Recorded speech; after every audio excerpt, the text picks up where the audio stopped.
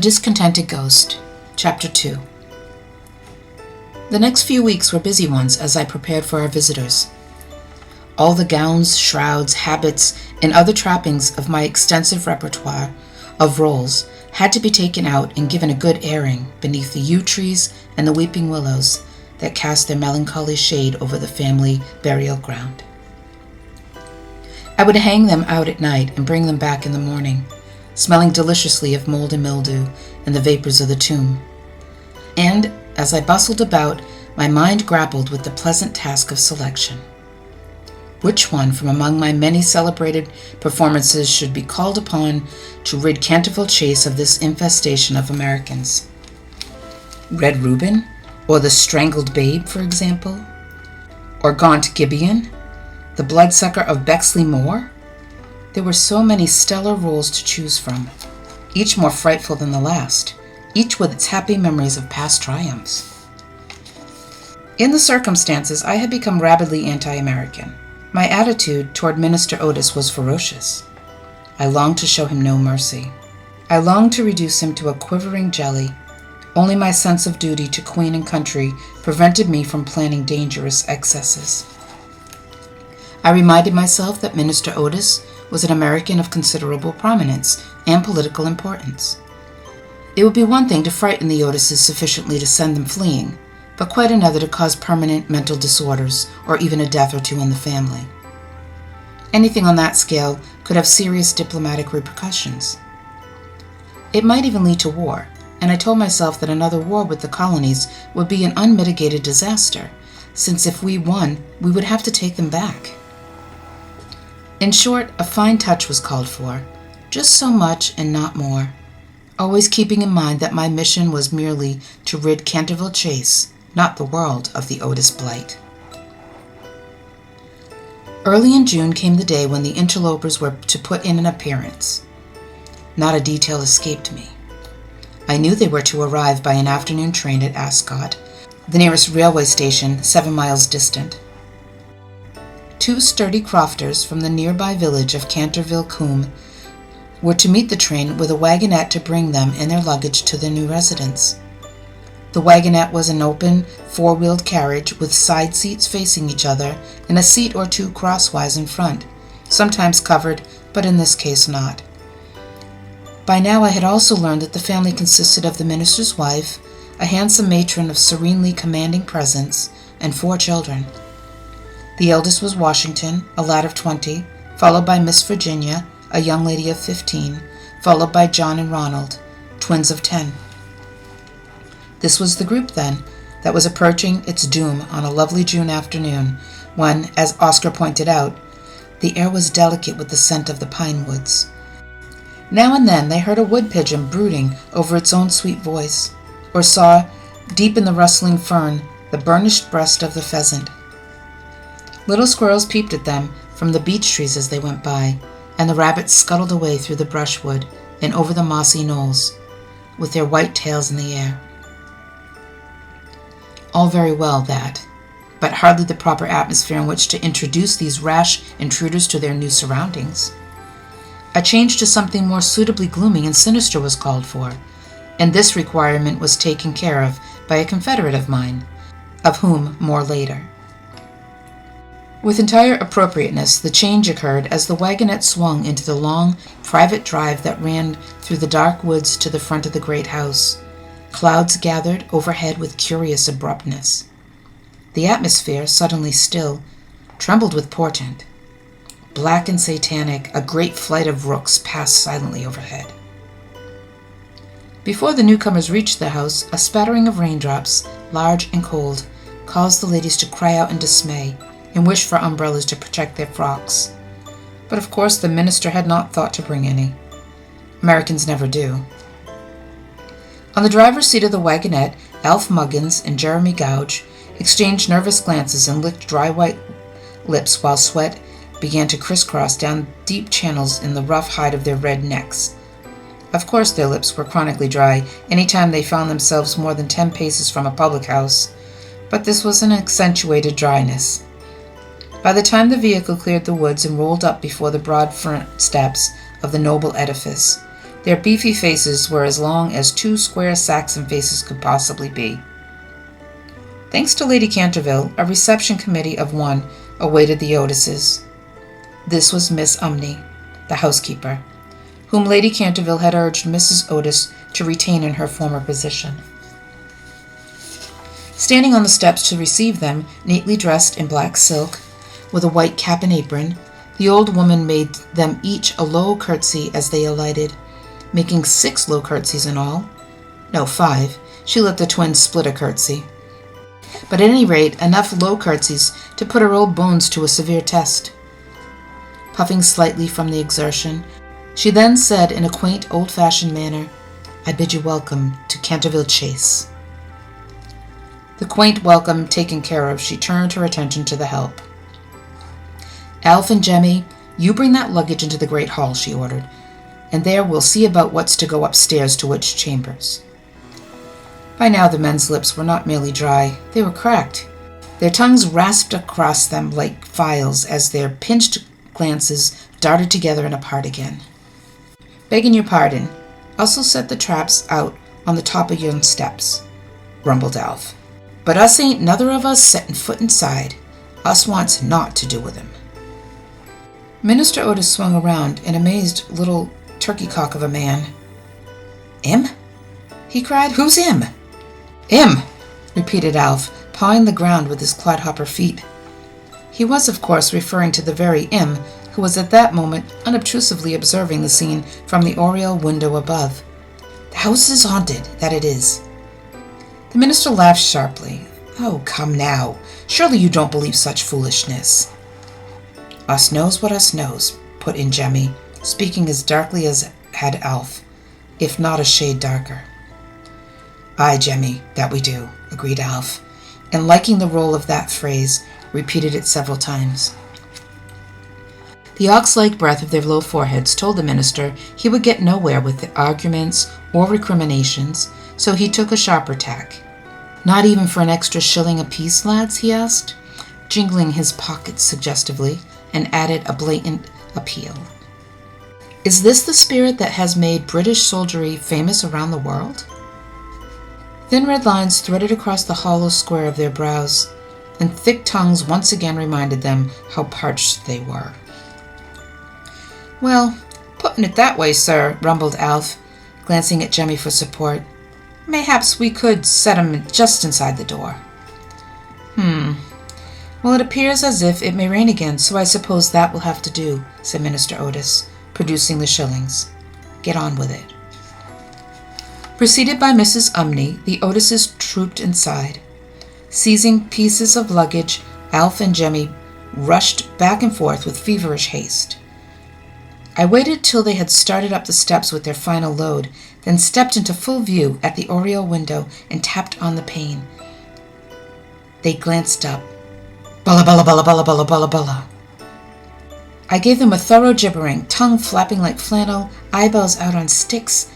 Boxes and parcels dropped from hands gone numb, eyeballs imitated my own. "Aye, it's him!" In 2 bounds they were in the carriage and whipping up their surprised team, and within seconds they disappeared round a bend in the drive on 2 wheels. "Here, come back!" Young Washington Otis had rushed out of the house. He stared after them, shook his head, and began gathering up some of the dropped parcels. Thinning myself out, I hurried downstairs, not wanting to miss the first glimmerings of uneasiness the Otises were about to experience. Mrs. Umney had laid out an iced tea for them in the library. Oscar, who never actually saw the house, described the library as a long, low room, which is wrong, unless you call a room low that contains a 12-foot ladder for use in reaching the topmost bookshelves. He was right, however, about the paneling, which was dark oak, and about the large stained-glass window at the far end of the room. The furnishings avoided the worst excesses of the late Victorian era, without emphasizing any particular period of the past. Under the stained-glass window, a portrait of good Sir Alfred glared sideways with jealous eyes at the Van Dyck over the mantelpiece. I perched invisibly on a bookcase beneath Sir Alfred and was ready to enjoy myself. The family had taken off their wraps, and Mrs. Otis was telling Mrs. Umney how nice the tea service looked, and Minister Otis was muttering something about wondering if a fella could get a cup of coffee around here, and the twins were snitching cucumber sandwiches from a carefully arranged tray, and Miss Virginia was ordering them to stop it, while Washington returned to the library with a puzzled expression on his face. "Those two bumpkins suddenly dropped everything, lit out as if the devil were after them," he reported. "What?" cried the minister. "Why?" "Something seemed to throw a scare into them. They looked up at the house, at that big window that sticks out, and they all but jumped out of their skins. They said something about 'im again, and they lit out." A plate shattered on the floor. "The curse of the Cantervilles," groaned Mrs. Umney, clutching the back of the chair for support. "I am sorry, madam. I did not expect it to come so soon." And she stooped up to gather the fragments of the plate. But Mrs. Otis was not listening. Instead, she was shaking her head in a disapproving way and sighing. "Oh dear, what a shame. Now I suppose they'll simply drink up that money you gave them, Hiram." I silently agreed, and would have been willing to bet that the minister's 2 shillings would be in the till at the Bull and Buskin in Canterville Combe within 5 minutes. I would have lost, however, for as it happened, Alf Muggins missed the sharp turn just before the high road and took a wheel off the carriage. They had to run the rest of the way and were 2 minutes late. "I knew I shouldn't have paid those rascals till they finished every lick of the work," grumbled the minister, jingling his pockets irritably. "Well, never mind. I'm sure we can manage," said Mrs. Otis. "Come have your tea, Washington." "I wonder if that woman can make a decent cup of coffee," the minister speculated, as Mrs. Umney tottered out of the room with a broken plate. These cucumber sandwiches are delicious," said Virginia. I must confess that Oscar did her no more than simple justice when he described her as lithe and lovely as a fawn, with a fine freedom in her blue eyes. She concentrated those finely free blue eyes severely on the twins. "Mamma, make them stop gobbling all the sandwiches." "Why, I'm hungry," said Johnny. "And I'm hungry," said Ronnie. "Mind your sister, you greedy little pigs," snarled Washington, grabbing 3 or 4 sandwiches. He was a tall, gangly youth with large hands and feet. In fact, he was like a puppy, not quite grown into its paws. "Now, children, that will do," said Mrs. Otis. "Drink your milk, boys, and stop trying to swallow everything whole." She glanced round with her planning eye. "This room is quite nice, or at any rate it will be as soon as we can change these sofas around and move several tables. And that armchair, surely it would be... Hiram? Would you just pick it up and..." But instead the minister sat down firmly in the chair, as though to anchor it to the spot. "Lucretia, I am not going to start moving furniture around just yet. I can't even have a cup of coffee. But at least let me finish swilling this vile tea." His wife gave him an indulgent little smile. "Oh, very well, Hiram. I suppose I'll have to spoil you just this once."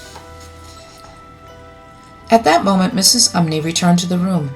Mrs. Otis's housewifely eye was attracted to a very noticeable dull red stain on the floor in front of the fireplace. She leaned forward for a better look and pointed to it. "Dear me, Mrs. Umney, I'm afraid something has been spilt there." The old housekeeper's step faltered. She seemed to repress a shudder as she responded in a low voice. "Yes, madam. Blood has been spilt on that spot." "Blood?" Mrs. Otis gave a look, much as to say that British housekeeping standards, never high in her estimation, had gone down another notch. "How horrid! I don't at all care for bloodstains in a sitting room. It must be removed at once." The old woman's smile did not quite conceal her disdain for this ignorant request as she answered in the same low, mysterious voice. "It is the blood of Lady Eleanor de Canterville, who was murdered on this very spot by her husband, Sir Simon de Canterville, in 1575. Sir Simon survived her 9 years and disappeared suddenly under very mysterious circumstances. His body has never been discovered, but his guilty spirit still haunts the chase. The bloodstain has been much admired by tourists and others, and cannot be removed." Now, I think you will agree that such a revelation as that should have gotten Terror off to a good rousing start. At the very least, Mrs. Otis should have swooned, and Miss Virginia gone off in hysterics. It was Washington Otis, however, who was first to react. He sprang up and quickly left the room. "Why, what is the matter with Washington?" wondered his mother, and I longed to reply, "He is a sensitive boy, madam, and he is fleeing from he knows not what." But before anyone could answer the worried mother, her son was back, and clutched in his hand was a fat, shiny stick of some repulsive-looking black substance, which he waved confidently aloft. "This is all nonsense," he cried. "Pinkerton's Champion Stain Remover and Paragon Detergent will clean it up in no time." And before the terrified housekeeper could interfere, the young vandal was down on his hands and knees, scouring the floor with the evil stuff. "No, no," cried Mrs. Umney, trying to get him, but failing because the twins were in the way. "That stain cannot be—" But by then, there was not a trace of it left to be seen. Washington held up his presumptuous weapon. "I knew Pinkerton would do it," he exclaimed triumphantly as he looked around at his admiring family. But no sooner had he finished his odious gloat than a terrible flash of lightning sent blood-red fire through the great stained-glass window, and a fearful peal of thunder made them all start to their feet, and Mrs. Umney fainted. For an instant they all stood in the dramatic tableau, staring down at the insensible woman. It was Mrs. Otis who finally spoke. "Oh dear," she said. "Washington, run into the hall and bring me my Red Cross first aid kit, will you please?" Washington hastened to do her bidding. He returned carrying a square wooden box with a red cross prominently displayed on its top. She opened it, removed one or two trays, and found the small bottle she wanted. Uncorking it, she handed it to the miscreant. "Hold this under the poor woman's nose, dear."